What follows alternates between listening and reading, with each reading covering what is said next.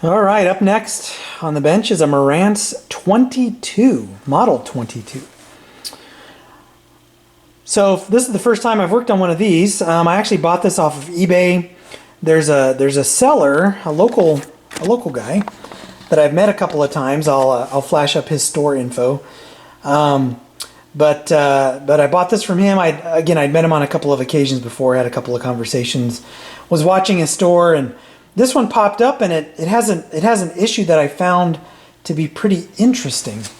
And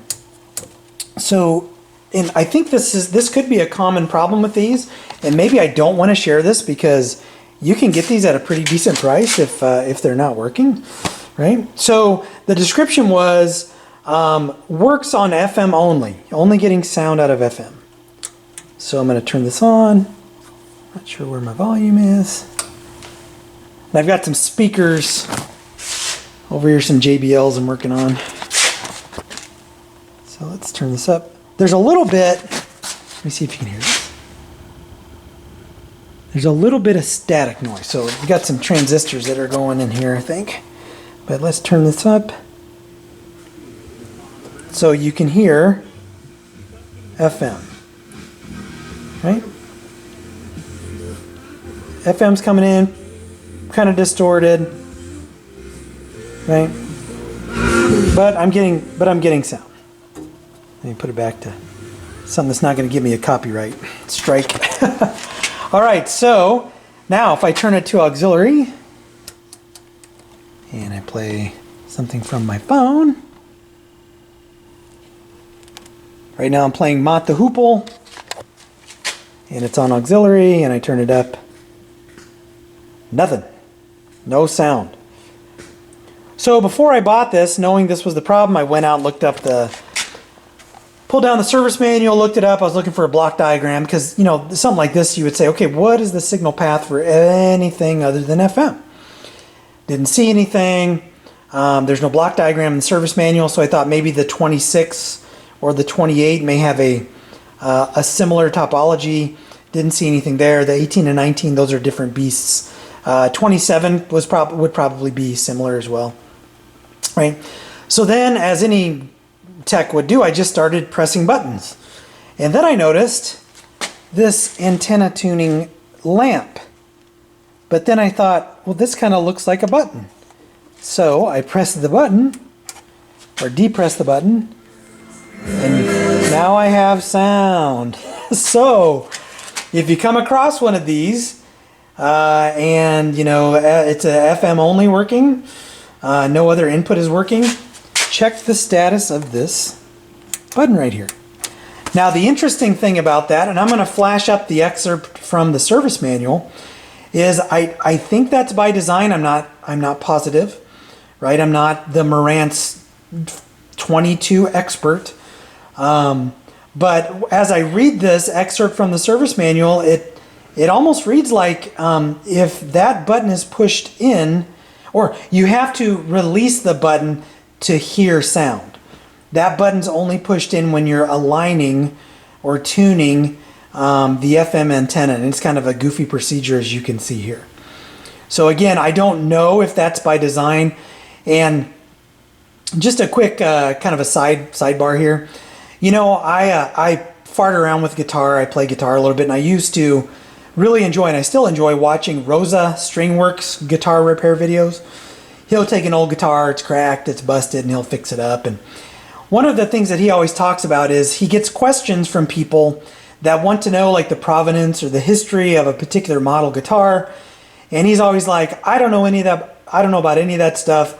I just fix guitars.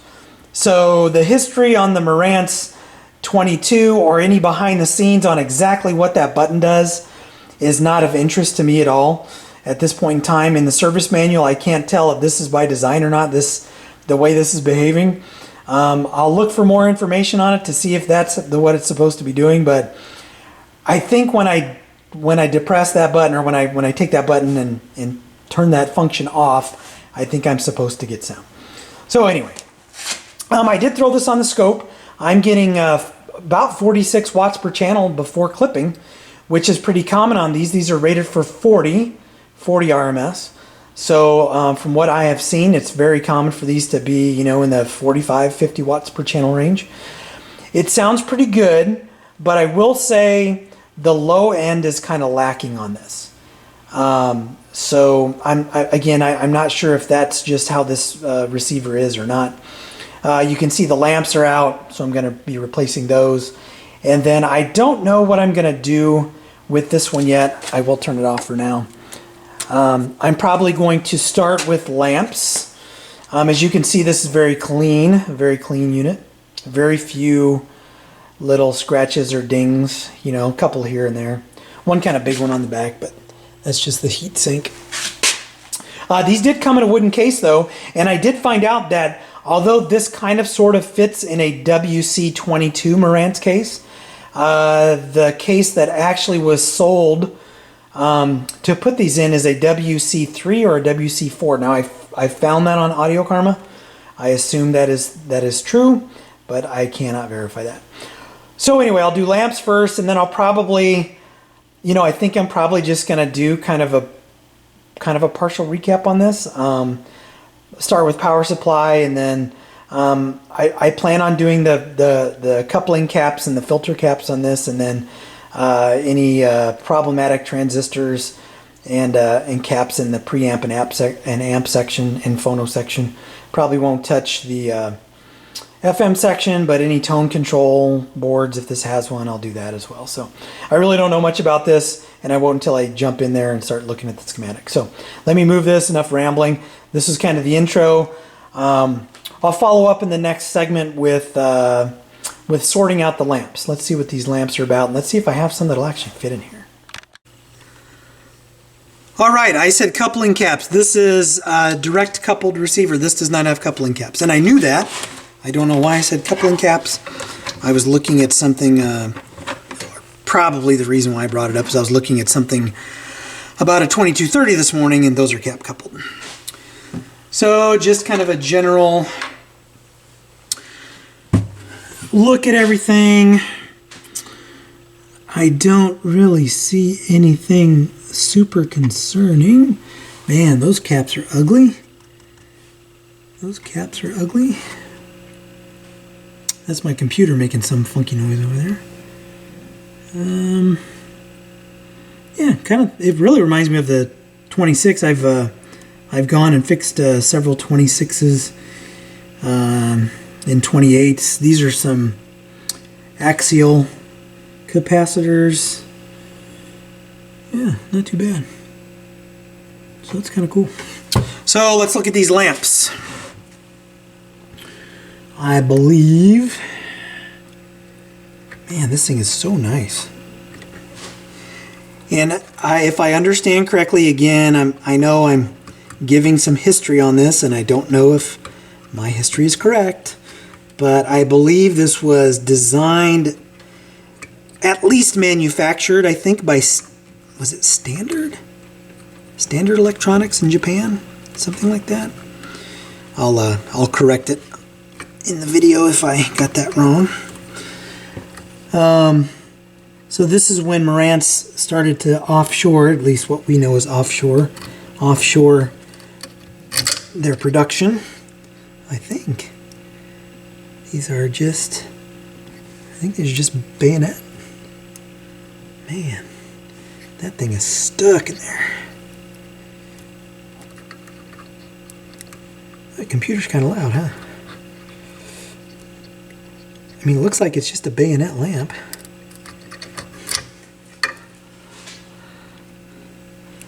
I don't know if you could tell. Oh yeah, that's just bayonet. So let's see. Is that bad? Oh yeah, that's bad. I'm trying to keep my bench a little bit more organized than I have in the past. We'll see how long that lasts.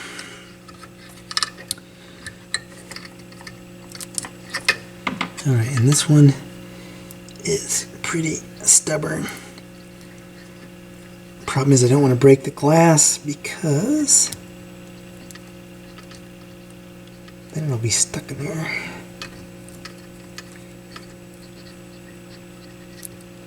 Oh, there it goes. Alright. So So let me grab some LEDs. I actually may have some incandescents. This is a metal. So a lot of later Marantzes have that plastic housing. This is metal. Let's see, what are these? Probably 6 volt. I may actually have some incandescents. Let me go see what I got. Yeah, I have a bunch of 6.3 volt lamps. So let's keep this one, since that's not plastic, let's keep this one.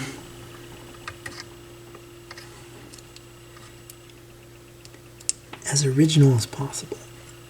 Okay, there's one. Man, these are really nice and easy to change out. And these are brand new. Probably bought these from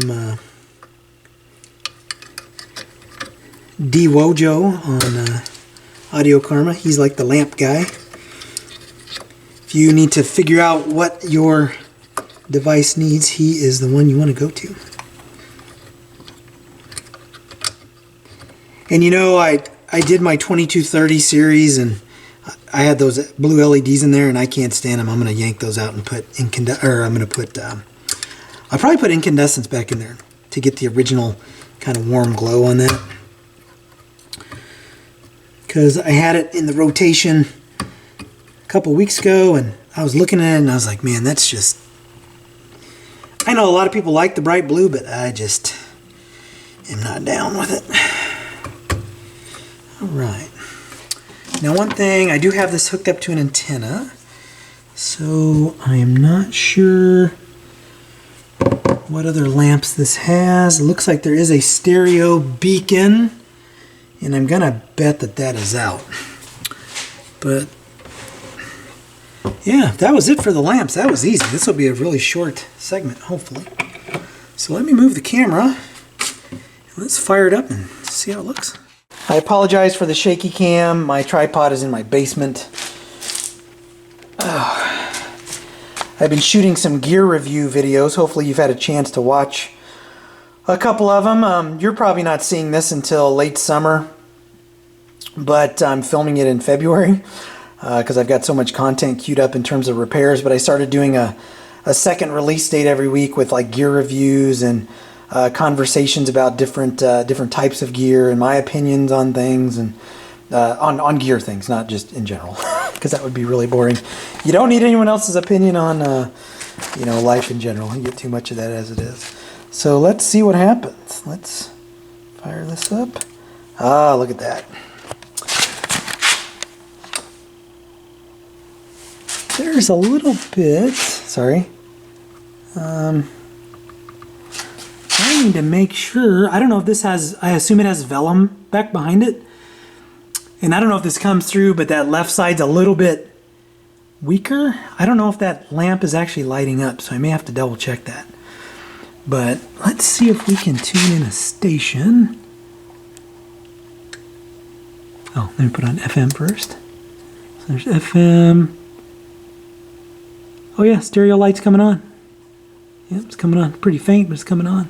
It's cool. One less lamp I have to deal with. See how it sounds. 1,000 head through a sale barn a week. You know, they're anywhere from $4 to $8. There we go. All right, cool. All right, let's, well, you know what? I'm going to just take the camera up top and let's look to see. Yeah, that lamp is lighting up. So I wonder if this has vellum back behind that, and I wonder if maybe the vellum is torn. I mean, it's not horrible, but you can definitely tell there's a difference with that section of the dial. Actually, what I'm going to do, I think, is I'm going to put the camera down and see if I could sort that out and come back and let you know what I found. All right, I solved the mystery of the lamp. So now everything is nice and even. So what it was let me just turn that on. I like those lights. Those lights are kind of cool. What had happened was I think like a 12 volt lamp had made it into the bag that I had. So I looked at it. The number, the model number was different. So I have a ton of these. So I grab another one, put it in there. That's pretty cool. I don't know, I'm digging that dial. I think that's pretty neat. So anyway, lamps done. Simple. First part, figured out the sound. Second part, figured out the lamps. Now on to what we're gonna do next. So, you know, typically power, right? So power, I'm going to assume this is the power supply, and I'm going to assume these are, oh no, those aren't stuff, those are 50 volt, 1050 volts. So I think I'll start on the power supply next. And then we'll go from power supply to amp, preamp, phono. Yeah, I think that'll be the way ahead. Filter caps, 4100. I'll probably bump those up, see what I got. These I don't have a problem putting in smaller caps. I like putting in caps that are roughly the same size, and I just had one. Those are 41. What do I got over here? I got a 1500. But anyway, I probably have something. They may be shorter, not as tall, but I'm pretty sure I have some that are this size. But anyway, we'll talk about that when we come back and do the power supply. So that'll be what, part 3? Yep. So as always, if you like what you see, hit like, hit subscribe, and I will catch you in the next. One real quick ad. So I spun it around, and you know that little tiny divot that was there? What I've done is I've taken 2 pieces of walnut. These are end caps from some old Pioneer receiver or something. You can see there was quite a bit of damage. I like to keep a couple of pieces of hardwood around for things like this. So I just clamped it together, and I'm going to put the camera down real quick and then show you how this turned out, if it turned out. What do you think happened? Let's see. Still a little bit of a bump there, but not nearly as noticeable as it was.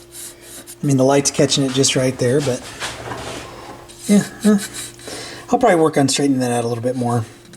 You know, I can coax that and get it a little bit straighter, but just wanted to show you that, just in case you had not done something like that before. It's not like a miraculous thing that I did, but I just thought, oh, let me try to straighten that out a little bit.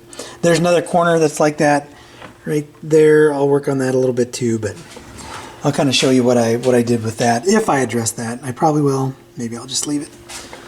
So anyway, now on to the next segment. Hit like, hit subscribe. See you in the next part.